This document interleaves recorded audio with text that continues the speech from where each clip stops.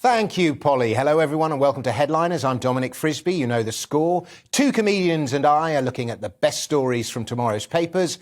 And it all starts with the headlines, which have just gone to press. And I have them here. No prizes for guessing which two stories they are covering for the most part. And we're going to start with the Daily Mail, which has Operation Save Boris, PM's fulsome apology over work drinks, cabinet rallies round. Liz Truss stands behind him 100%, but ambitious Rishi's lukewarm support hints at trouble ahead, and that pretty much sums it all up. And there's also a picture of the Queen and the Duke of York as he faces sex trial in the US. Will the Duke now do the right thing for the Queen, even if it trashes what's left of his reputation?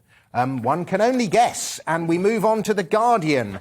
PM's future on a knife edge after number 10 party apology. And also Prince loses bid to halt US sexual assault case. We'll be looking at both of those stories in more detail in just a moment. We head to The Independent next. A man without shame. And there's a, shall we say, unflattering picture of Boris looking shameless. No, looking rather awkward, let's say. And we go on to the FT, which even the FT is covering this story. Johnson faces Tory calls to quit after attending lockdown party. And there's another unflattering picture of Boris there. And then also beneath it, Russia accused of worsening Europe's gas crisis to increase political leverage. And that's an accusation that is probably true, if not justified. Right, we move on to the Eye. Tories call on Boris Johnson to resign. Yet another unflattering picture of Boris. And on we go to the Metro, which has Andrew to face US sex trial. And then Boris, sorry, not sorry. A slightly more amusing take on the story that is well covered. The Express we come to next, the Daily Express, which has been one of the more staunch defenders of Boris over the past few weeks and months. I'm sorry, but now prove you can deliver for Britain. The Express trying to put the ongoing story behind us. We move on to the Times. Defiant PM refuses to quit as polls slip further.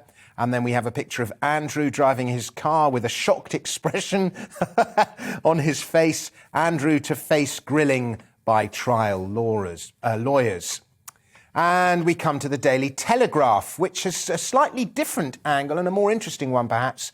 Sunak leaves Johnson in limbo. Sunak's defence of Boris Johnson was rather more muted than the rest of the cabinet, and he says the Prime Minister was right to apologise, but doesn't offer his full support. He's waiting for the result of that inquiry before he does that. And we also have the PM buys time at cost of public mockery by admitting he's an idiot. That's an opinion piece there. And finally, we have the Star, and we always have high hopes for the Star. Is it going to deliver a humdinger? And I mean, it's better than the other headlines, let's say that, but it's not up to the usual Star's top-notch quality. Rules are only for you little people. And there's a picture of the PM calling back to that World War I, come and join us in this fight. And then it has amnesiac PM says he now remembers he did go to the number 10 party, although he insists it wasn't a party and he won't resign for going to the party non-party. In any case, and that is the headlines.